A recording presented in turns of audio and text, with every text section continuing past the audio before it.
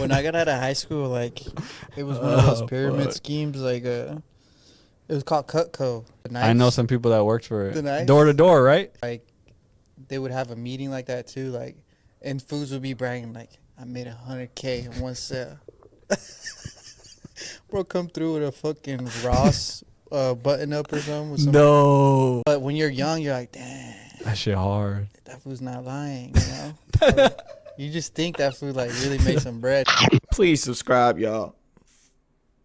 Please subscribe, bro. I'm 27 and I'm broke as shit. Yeah, and see, that's exactly what I'm saying. Nowadays, everybody wants to be a entrepreneur, or it has become increasingly popular, especially around 2020. But I lived in a big city. The entrepreneur, I want to be an entrepreneur curse happened in Atlanta back in 2016, 2015. But I mean, Atlanta's always been like that since the beginning of Atlanta's creation. It's always been a place for people to become entrepreneurs. So I'll give them that. At some point of my life, it became uncool to get a job. Whenever I had conversations with anybody about actually physically working, they would come back and they would say instantly, well, you need your own business. Getting a business in America going that's actually going to be profitable and not something shady under the table is actually very difficult. It requires planning, and after your planning, it requires execution. There's a supply chain. If you're depending on your business, there's investors. It requires a certain amount of financial literacy just for you to start making revenue in almost whatever business you want to make. And I remember it was back when I was in school, it was a lot of people claiming that they wanted to be an entrepreneur because they have invested money in a pyramid scheme. They'd come up to you and say, oh, well, you just want to be in school and just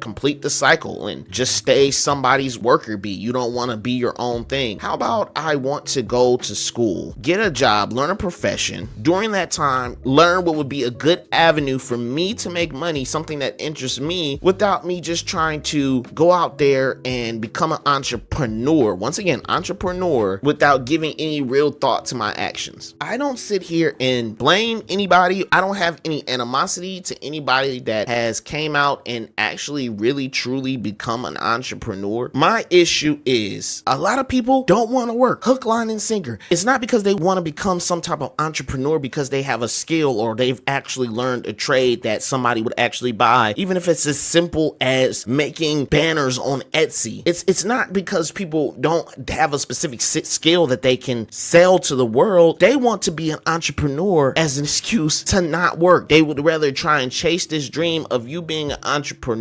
than actually you having any accountability, finishing school up if that's your thing, then going out and getting a job and grinding and getting the funding for whatever business venture you may have in the future. And then people always equate entrepreneurship with having some type of financial longevity. However, nothing is guaranteed with the entrepreneurship. Nothing is guaranteed about a business that you created. I think that is what people's missing. Nothing is guaranteed even for Elon Musk with Tesla or X. If all those companies fail, he's done. He's done, okay? But honestly and truly, there are hundreds of people, hundreds of thousands, millions of people that just have normal jobs, normal careers, doctors, lawyers, software engineers, software developers, electrical engineers, mechanical engineers, labor workers, mechanics. I can go down the list on really lucrative jobs that you can have in 2025. And guess what? That's stable income. You choose the right company that you could put faith in and project that they're going to stay in business for the next 20 years. That is consistent income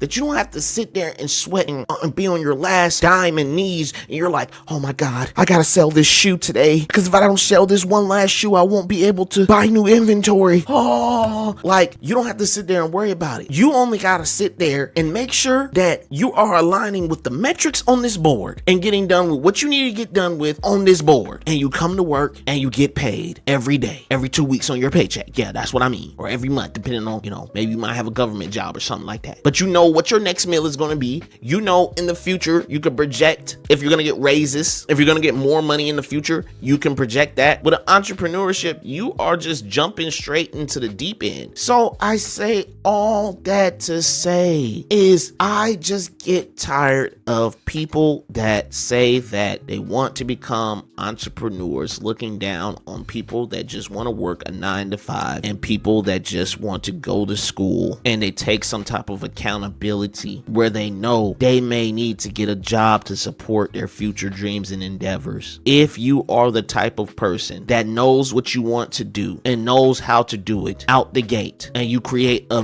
great company or a great business, then that's great. The problem is there has been a ridiculous social pressure for years for people in my age bracket specifically, my demographic specifically, to stop chasing a 9 to 5 or a normal job and do some type of entrepreneurship. And if you don't do entrepreneurship, to these people, you're a loser. You're a joke. You just want to be somebody's slave. No, it's okay not to want to have your own business.